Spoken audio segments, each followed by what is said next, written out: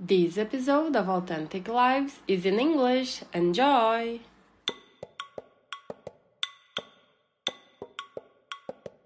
The simpler we can make it, the better it is. What I'm seeing, observing all the most advanced teachings of all, you call it spiritual, religious, scientific, whatever you want to call it, all the universal teachings are always very simple. And they all come to a point of non-resistance. And in that non-resistance, the resistance to what is what is killing us.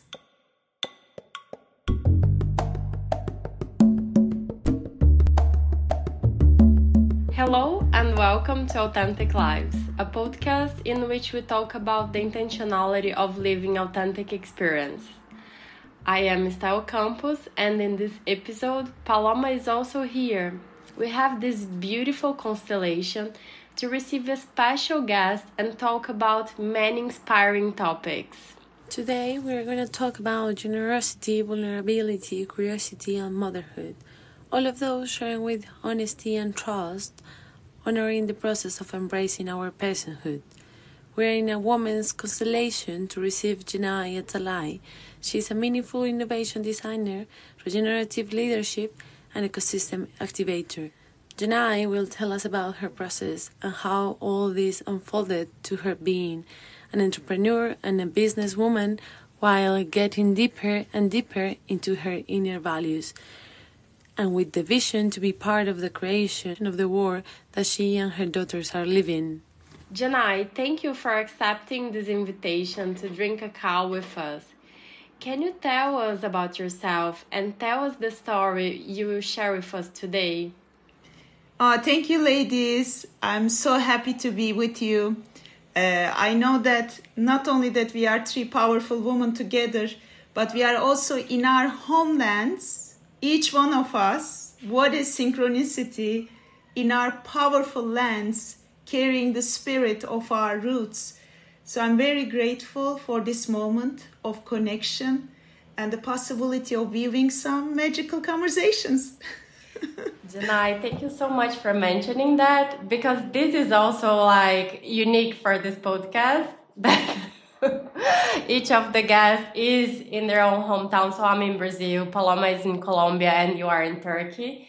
And to start, Djuena, I would like to invite you to share some of your stories, how in your life trajectory you got to the point where you are now. You have a lot to say, a lot of self-discoveries, a lot of beautiful steps. So can you start telling us a little bit about yourself? Yeah, with pleasure. Thank you so much. As we started the conversation of being together in our homelands and coming together, I think my story it's almost like a carpet with symbols and textures of different lands and cultures and even different roles and identities that I have carried over the time. But like in carpentry, you don't actually know, you don't see what is coming out in the end, although you have a sense of direction, right? So I have been viewing my who I think I am for the last 43 years. And my greatest and the initial teachings have been with insects and trees. When I was traveling around Turkey as the daughter of a doctor, my mom, and I was very much alone, but not lonely in nature. And I still to this date have great resonance with nature, who has given the breath and the soil, the life, the sun, and the water that we have been growing and nurturing ourselves. So the story of me starts before me, and I'm very grateful for that unity. And now, after changing a couple of countries, couple of marriages, giving birth to 2 daughters, I can see the pattern in my life. And it is that I love innovation. Innovation in our humanity, innovation in our businesses, in our technologies, and overall innovation in life.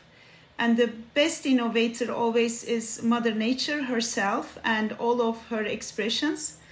And what I have been noticing that most of my life I have been trying to create a Canay that I would be happy and satisfied with.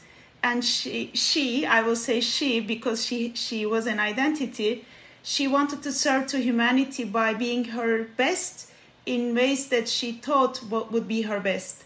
So I started as the youngest product manager in Turkey in pharmaceutical industry, and I noticed the innovation I want to do for health and well-being of people was actually not possible because it was not health industry, but more to my taste, sickness industry, sustaining the sickness, but like lessening the symptoms, not going to the root cause of why we are diseased. So I moved to technology, became a partner in a media technology company in 8 countries, where we started growing communities. We initiated mobile marketing, digital advertising in the region, Turkey and Middle East. And I was doing country also promotions in 85 countries. I am very, I love my country, Turkey. I love the culture and the stories of Turkey, the land, the people, and all the opportunities of Turkey. And it was a great, delightful time that I could serve to that as well. And as a digital marketing, media technology company, we were also doing a lot of promotions and advertising to things that I don't use myself, drink myself, eat myself. And when I gave birth to my first daughter, that was an awakening. I said, like, would I want my daughter to use the products that I'm marketing, advertising, creating communities for? And the answer is no. So what am I doing to the children of this planet? And that's another pattern that I carried all my life after being a mother. I asked to myself, is this something I would like my daughters to use, to grow up with, to be engaging? If the answer is no, either I want to change it from within, or if it's not possible, then I move on. And then I joined a design thinking consultancy, which then was acquired by one of the biggest consultancies in the world. And we brought design thinking to Turkey and Middle East. And again, soon enough, although it is an amazing learning platform and amazing couple of years for me, I noticed we were not designing for love, but eventually the unintended consequence of what we were designing was addiction. So I said, okay, where do I go? And the local companies, the global companies, the startup ecosystem. I'm like, ooh, maybe the answer is in the academia. You know, I'm an idealist. I should just jump to that. Again, I developed a methodology called conscious business design, which to this date, I keep on innovating, and it's the heart of everything I'm doing. I noticed business design doesn't include human values in it. Like, what do we really care for? What is the success? It didn't have that opportunity to include all the beauty of humanity. So my invitation is starting from there and becoming the conscious designers instead of just birthing some mechanic outputs. And this is what I'm doing still to this date. And in the universities, again, it was amazing. But I noticed when I train people, they go back to normal life. It's like pushing people out of the cliff, and then they are like, I couldn't just practice my wings. Whee! I saw so many birds falling, and eventually they were going into the cages. I'm exaggerating a bit, but this is how I feel sometimes. I believe in our humanity. There's so much potential. There is so much love that we can share and spread, like this very podcast that you are doing, and one person can change the world. I totally believe that. And I am one person, and I'm changing my world every day. So it was heartbreaking. So I'm like, okay, what do I do from here? I gave birth to my second daughter, and one thing led to another. I joined a Socratic Design Academy with a philosopher, and I started rewriting my life story, my narratives, what do I believe. And in parallel, I have been working on my subconscious beliefs, my health and well-being. I'm an athlete. I used to play professional volleyball, artistic gymnastics, aerobics. So I have been innovating myself inside out, but I noticed the real cage is in the mind. And after that, I was looking forward to move to a country to experience a culture where I could liberate myself. And voila, I started living in Ibiza almost 7 years ago with my 2 daughters.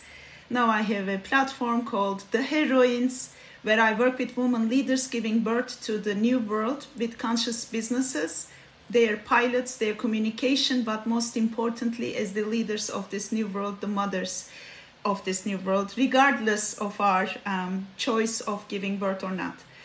And then the other platform I have is Regenerative. How can we be inspired and bring the principles of nature to business and leadership? And there I work with groups and also with individuals and their companies, bringing health and wellness innovation, starting with the leaders themselves in their minds, in their bodies, and then bring it to their business models, the ways that they are also organizing their cultures and bringing their services forward.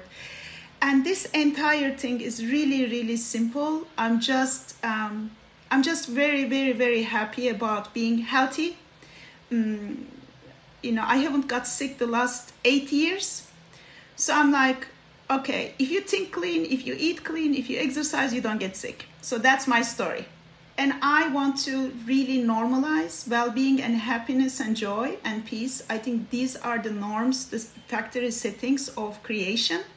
And now my mission is all about that. And I do it with online programs, individual coachings, corporate consultancies, as well as events in Ibiza, which is dear to my heart, Heart Masters.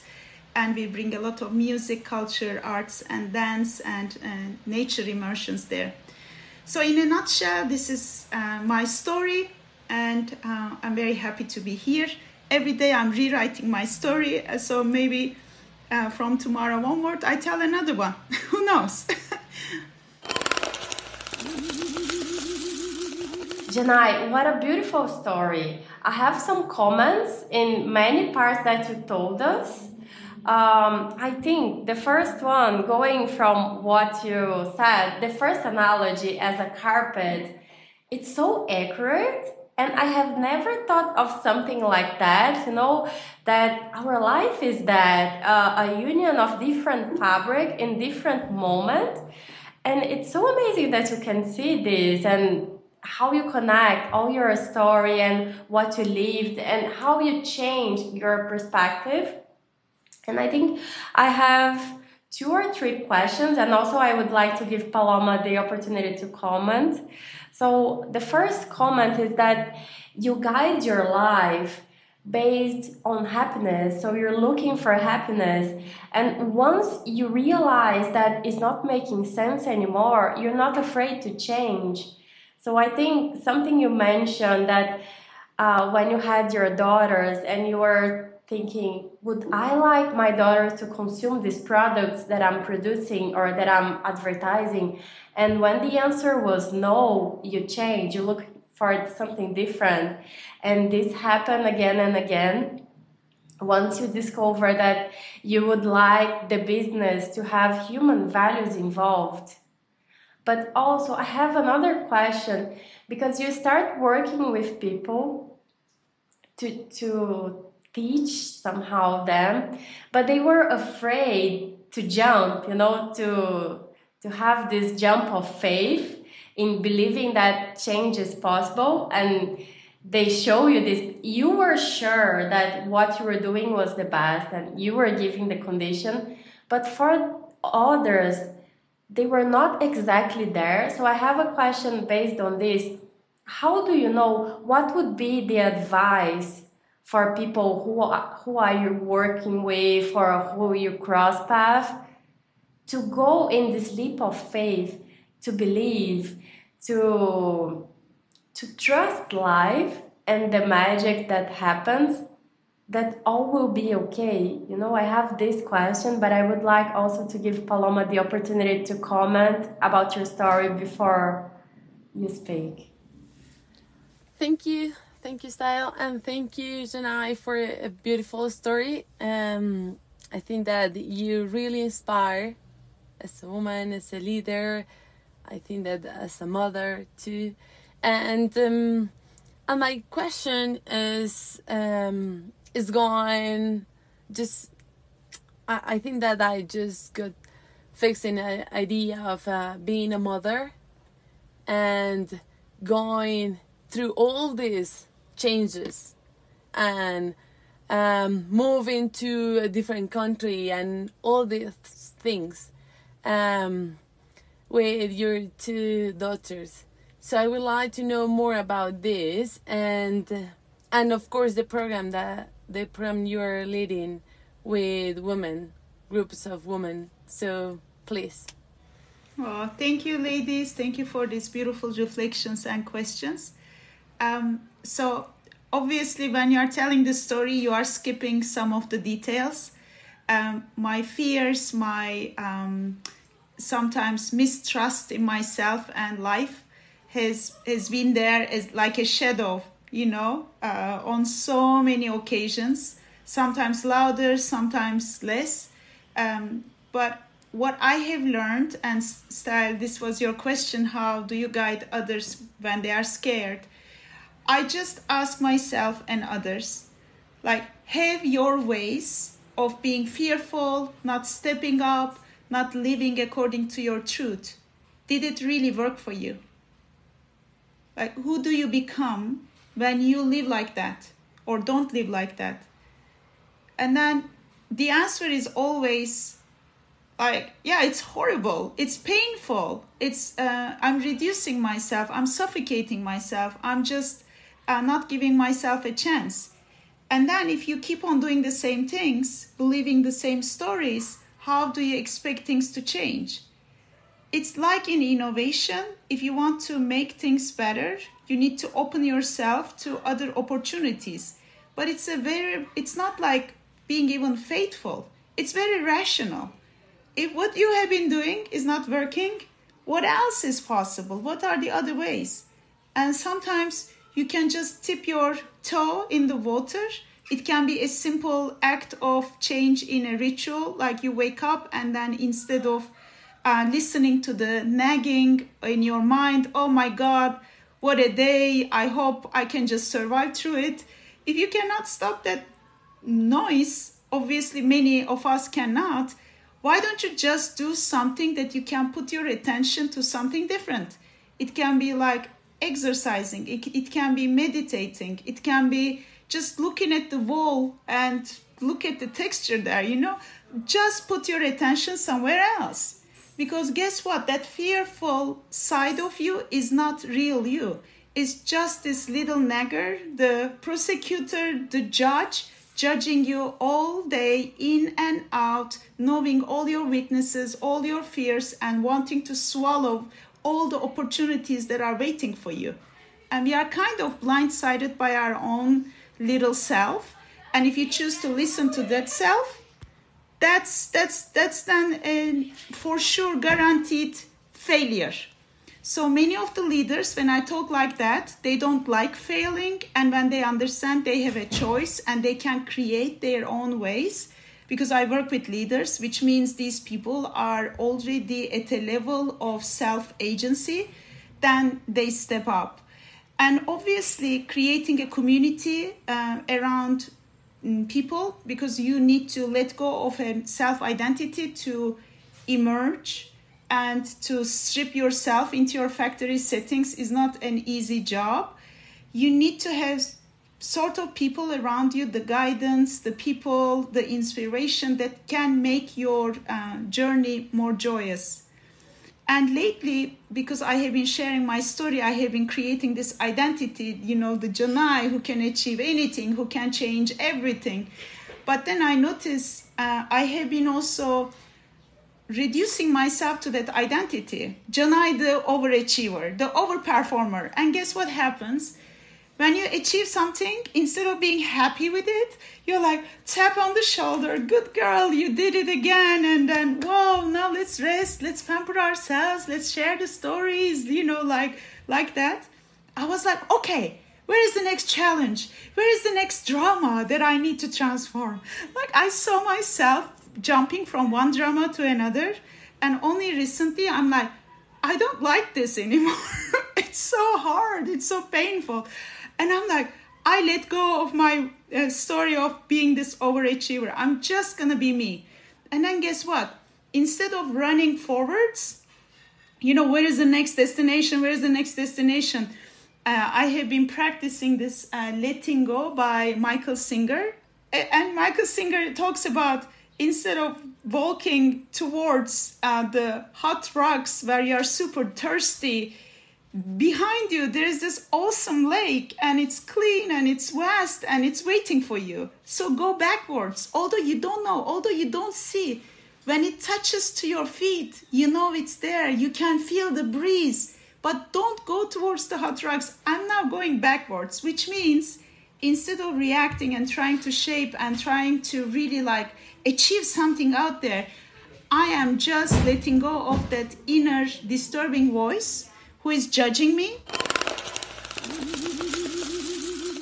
Just to make a comment about your story so far, Janai, for me, it's so beautiful to see what I got from you. I think the first of what you talk was about identifying fears, identify your feelings, and then be able to see that you are feeling afraid, and then don't be ashamed of it, and then assuming it. And then you can deal with the feeling and understand what you want to do about it. And another beautiful thing is that you could recognize that you were living a story that you told yourself, the overachiever Janai. And once you realize that you were living a story, and then you thought, no, I don't want to live that. I want to be happy. I want to be peaceful. And then you get the tools that you need to do it. This is really living magically. So I don't want to keep running forward. I want to feel the lake under my feet. That's so incredible. Yeah, it's so incredible and it's so funny at the same time, because I have been like, we need to rise, woman.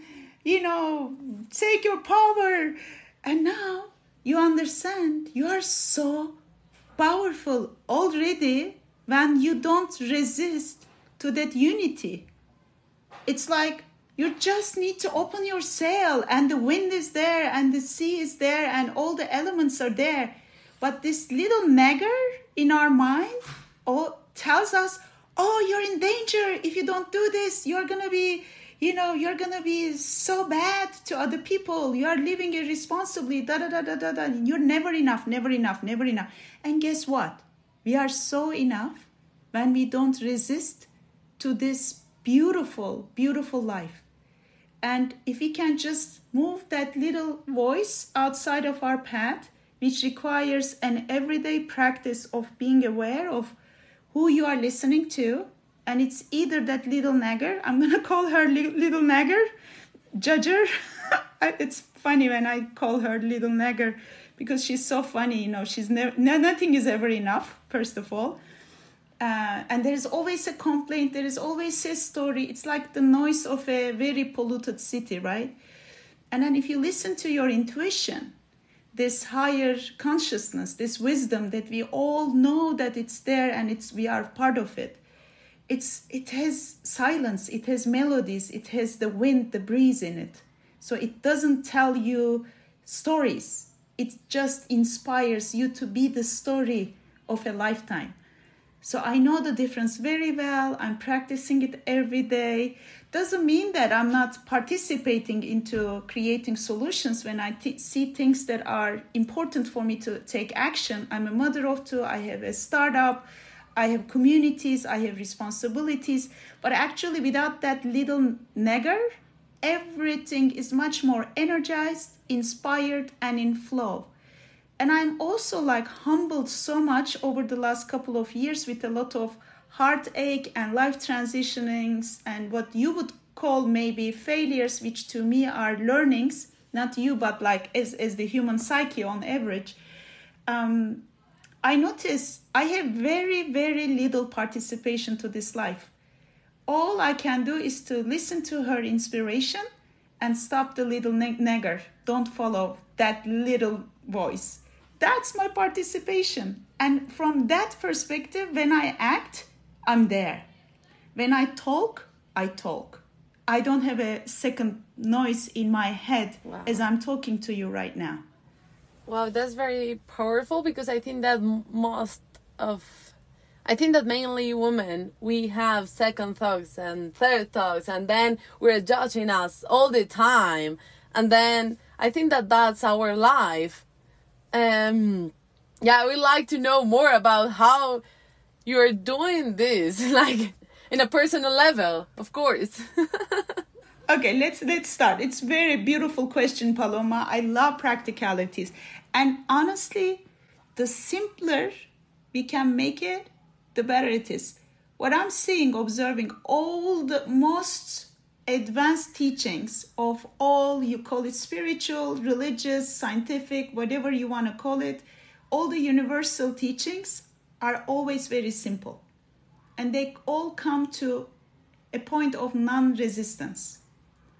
And in that non-resistance, the resistance to what is what is killing us. So as women, let's say one of the voices is, I need to be a better mother, right? Like better mother, a good girl, a good woman, neat and tidy. And then achieve in the business as well, make your own life and everything. The other one is, be more beautiful, look more younger, all those voices, that cacophony, right?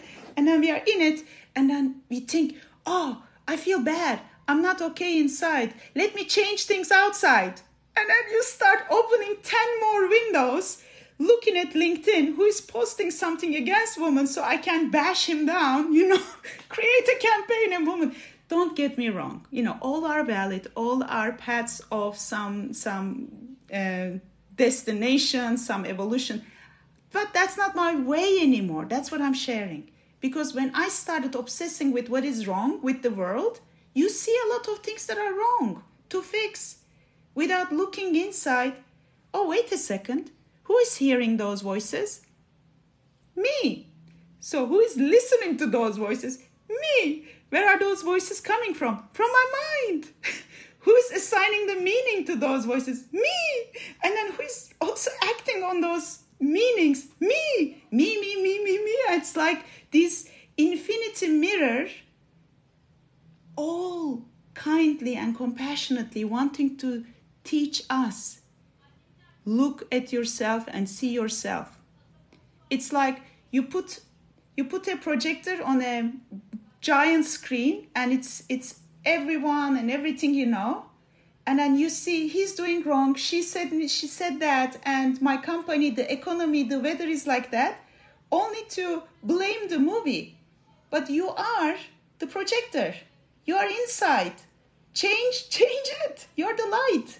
So if I choose to see something, to focus on something else, or to be okay, this is the movie showing me there's something that I'm not okay with within me, then you use every opportunity as an exciting invitation to get to love yourself by knowing yourself.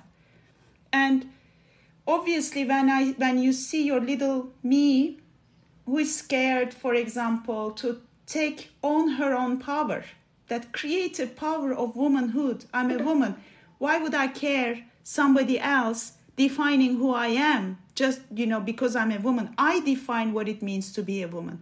I define what I can do. And if we can't do that, it's super scary, right? I have out of all these years of experience, what I am witnessing is people are more afraid of being free than being caged in a thinking that is reducing them. Because when you start being free, you lose all the ground of what to believe, what to do, who am I going to be then? You're shaking the ground when you're free. You have all the opportunities, you say, and then they are still like, yeah, but I'm gonna still smoke, like I don't wanna, that's fine. That's a choice. As long as it's a choice, it's not an addiction. But we are so addicted to being so small. And my way right now, my only focus, I can say, my high priority, my highway is to use every opportunity to go deeper and be more expansive, to stretch my limits of who I think I am. So I want to drop all the identities as much as possible, go backwards into the lake and surrender, and really emerge as this vast, not even a lake, as an ocean of love. It's nothing but this freedom is love. And what do I lose along the way? I don't lose anything. I don't lose anything. If I do what is good for me and what is good for us, quite honestly, if I lose friends, fine. It's good. More will come, different people will come. If I lose job opportunities, I see them already not fit to my path, to my mission. You don't lose. There is nothing to lose. You just gain yourself. And then when you are you, everything becomes just fine. So that's my message to the woman. Stop playing so little. It's so good to listen to you, because I think all of us have identified ourselves in this narrative a little bit, a little more or a little less, but all of us, so I've been there, so to judge myself, to see myself in these stories. And then when you mentioned it's easier to follow a script, when we want to leave a script and draw our own life in a blank page, you have to think about everything, but you are able to be creative, you are able to be free. But then you are scared because you have all the possibilities and you need to assume responsibility for whatever you decide to do. And this can be scary, but it's also liberating. So for me, it's magnificent when you say what you want now is to get rid of all stories and to become yourself as a whole. But I think this is, a huge step. What would you say for people to start to identify? Because I think many people cannot even see that they are following a script, or that the things that they think they are choosing, they're not really choosing. They're just following what society says to do. What would you say to people to start to identify, and then if they want to make a choice to go to this way, to this pattern of life, when you are a little bit more free to be yourself, whatever you want to be? Oh, thank you so much for this very caring question. I have been in situations in my life where when you are in it, when you are in that dark hole of not seeing yourself and feeling under threat, in the survival mode, you don't really see the light. You don't think of like raising your head up and seeing maybe there is a way out there. It's that hopeless sometimes. And there are so many people out there living in conditions, sometimes, health conditions, sometimes relationships, like people not having the opportunities that we are having right now. So I am not saying these are not real. They are very real, tragic situations. All I'm saying is these are all happening because we somehow, at some point in our lives, in our lineages, in the conditioning of the world that we have created together, that this is how it's supposed to be. And if it's how it's supposed to be, accepting that at the moment is the easiest way to create some compassion for yourself. If you resist to what is happening, saying that, oh, how dare I did this, how dare he did this to me, how dare the world is like that, it makes it even darker in that, deep hole. So I'm like, okay, I fell here and I'm in this deep shit. Like, it hurts, right? And now I'm thinking, of this situation, not good for me anymore. Fine. So what do I do from here onwards? And the answers are not going to come easy, but accepting that you are in that situation, I believe, is the most important step. And it's the hardest step because it's easier to blame someone else or some situation for what you are going through. You know, the other day I was talking to a dear person in my life, and he's really late in his 60s, and he was telling me why he acts like that is due to his childhood trauma with his mother. And I listened to him for the 10th time telling the same story, and I'm like, okay, are you now ready to let go of your mother? And he was not ready. He wanted to just hang on to although he's a father himself. And then, you know, some people, sometimes they're not ready. And I believe compassion is very important. Respecting that everybody's reality is their own reality is very important. So instead of trying to change other people, all my focus, as I shared, is on me.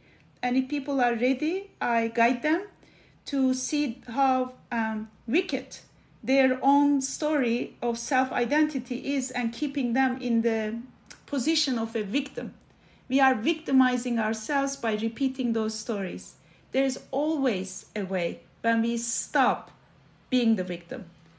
And I'm not saying the pain is not there, the suffering is not there. It's very real, as I shared. And there are all sorts of help and a lot of methodologies, a lot of experts out there for trauma and other sort of diseases. But I believe in under all of that, there is a belief that we are not living the life that we are supposed to be living.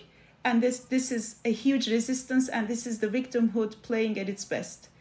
And if you can change that, I can suggest, I use, for example, the work by Byron Katie. She asks for magical questions. Is this true? The narrative that you are telling to yourself, that's the first question. The second one, can you 100% for sure know that this is the truth? And all of a sudden you're like, oh, I have believed this story for 20 years of my life, or 40 years of my life, or 60 years of my life. Wait a second, maybe it's not true.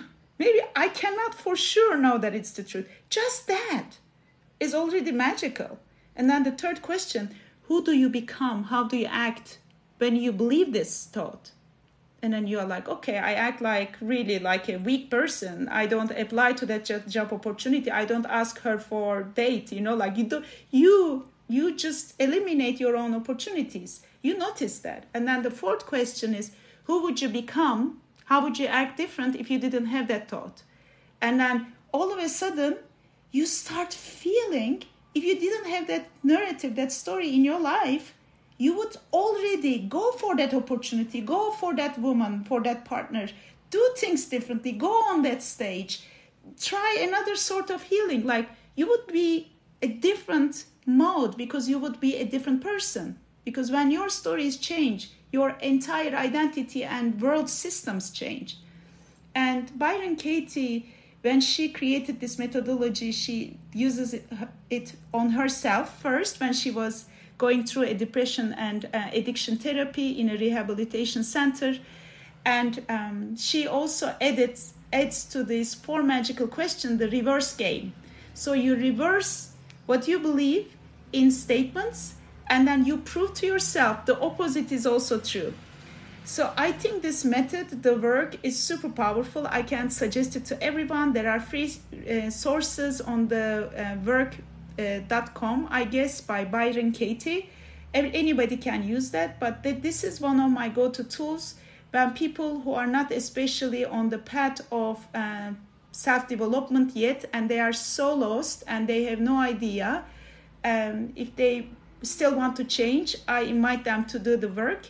And it's a very beautiful bridge to other practices that you can also do yourself.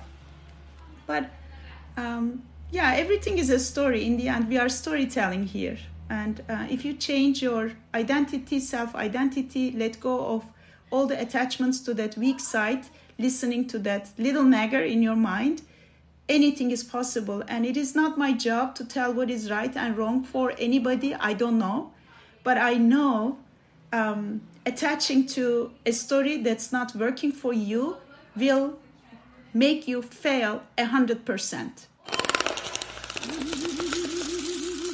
Well, I think that we can continue just in this conversation and constellation for more and more hours, but yeah, we don't have much time, and I just wanted to thank you with my heart, Janai, because all your words has been amazing, and I was taking some notes because I'm gonna try to apply all your tips and practical stuff.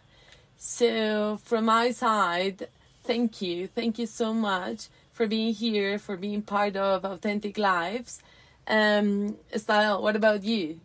Yes, I would like to thank you, Janai, for all your generosity and your kindness in showing in a practical example in this conversation. I would like to offer you the final space to say some final words for everyone who is listening to us. What comes from your heart with this truth that comes from you? There is nothing to be scared out there, as you are educated to believe. The only liberation is within you by dropping the need to listen to your mind. Make your heart your guide, your intuition, your inspiration, and let the mind follow what your heart is guiding. The heart is the wind, and mind can be the second boat in the background. You don't need that. And at times when you feel lost, don't forget that there is always love that you can tap into your heart. I think the only way forward for our humanity is to exercise, to practice keeping our hearts open, especially to ourselves. And if we can do that, then the mission is complete. Keep your hearts open. Even if it hurts, on the other side, there is always that vast ocean of love. And if you need help, if you need support, we are always here. There is always somewhere, some person to work with. There is no excuse anymore. But don't follow fear. Don't follow that little voice that is judging you. I have done enough of that, and I wish nothing but people to be more gentle, kinder, and more compassionate with themselves. And thank you, Stael, Paloma, for holding this beautiful, compassionate, kind, and intelligent container for humans through your guests and together with your guests to remember our authenticity is that vast ocean of love and freedom. And thank you for your beauty.